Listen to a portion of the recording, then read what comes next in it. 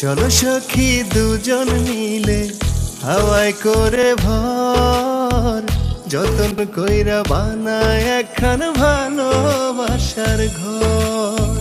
চলো সখা দুজন মিলে হাওয়ায় করে ভর, যতন কইরা বানাই একখান ভালোবাসার ঘর। তুমি আমার মনেরই মানুষ, কোনদিনও আমারে কইরো না গোপন।